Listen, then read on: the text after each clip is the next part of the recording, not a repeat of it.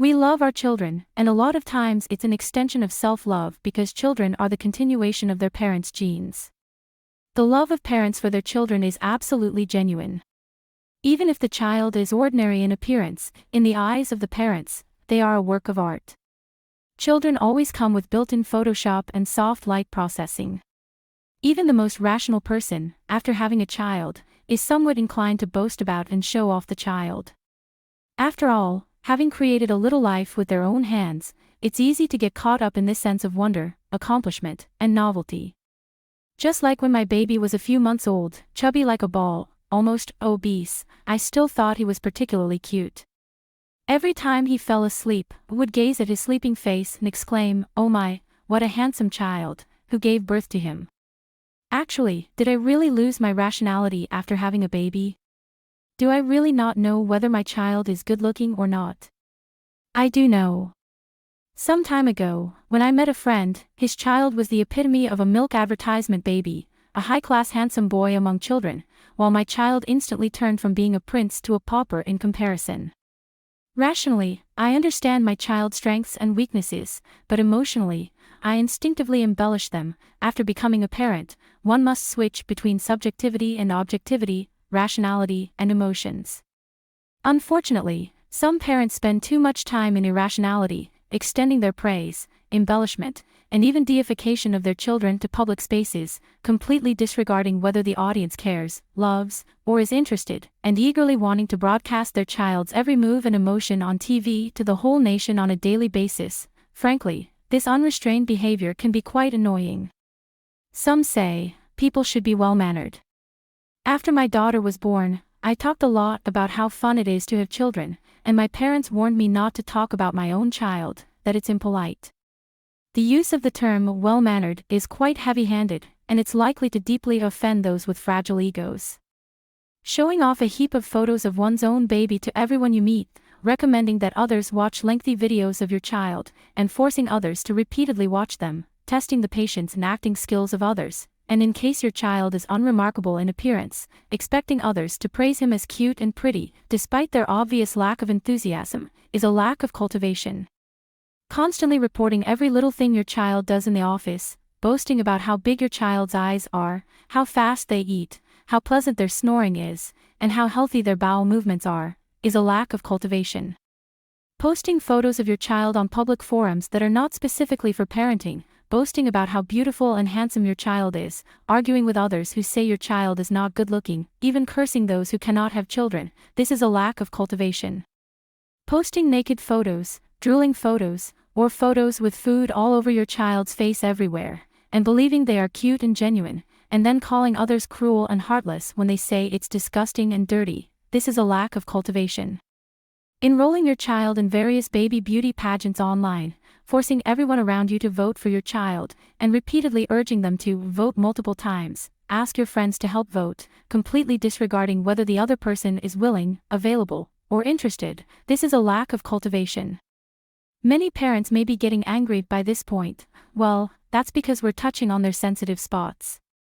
They might feel wronged. How big of a mistake have we made, just because we love our children too much and can't help ourselves? Isn't parental love and filial love so great and noble? How can anyone not understand, be tolerant, or cooperate with us?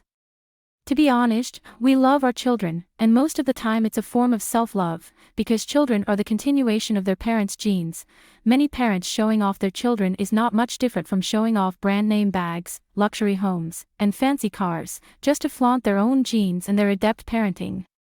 There's no need to embellish normal parental love as noble and great, and more importantly, it's not necessary to excessively display your love for your child to others, and it's even more inappropriate to impose your love for your child on others. At the risk of speaking the truth, you may think your child is exceptional, but others may find them quite ordinary. You may think your child's bodily functions are not dirty, while others may find them revolting. You may think everything about your child is of national importance, while others may find it irrelevant. The simplest rule is, your child is none of anyone else's business. They are your child, not the child of the entire human race. These parents may predictably retort with a few fixed phrases, "You'll understand when you have a child, you'll be the same when you have a child in the future." In fact, not everyone becomes more self-centered, narrow-minded, or bothersome after having a child. When doing things, consider others' feelings. This is a basic requirement. Continuously discussing and showing off your child is excessive, not a necessity. In fact, there are still many parents who can maintain a calm and rational attitude when evaluating and discussing their own children, such as a certain celebrity who said in an interview that their daughter is just an ordinary child, without any outstanding talents or exceptional gifts. How modest and lovely. Most of my colleagues and friends with children around me also show restraint when talking about their children. They are doing much better than I am. Of course, we are not saying that parents talking about their children a little is against the law and should be arrested. What we mean is to have a sense of propriety when discussing one's own children. Also pay attention to the frequency and interest. Don't always take the initiative to talk about your child with others, unless they are close friends or confidants, and when asked, try to answer briefly. If others are curious about your child's appearance, show a few photos as a gesture. Only continue if the other party is truly interested. Some people are just being polite and pretend to be interested, which poses an even greater challenge for us parents. If you want to talk about your child, select the most fun and amusing parts to share. Speaking bluntly, many parents' IQs drop when talking about their own children, and they bring out mundane and boring aspects of their child as if they were news. It's truly tedious for others to listen to, and they have to force a smile. Isn't that difficult? Especially, do not discuss with those who do not have children. If you really want to discuss, find other parents to talk to, seek resonance or mutually answer questions. I've said before, parents should do their best to accompany their children, but that doesn't mean parents should do their best to show off their children. Everyone has multiple roles. At home, you are responsible parents and can spend all your time focusing on your child, but in the office, you are a professional. Constantly discussing your child's matters is equivalent to not handling the switch of roles well.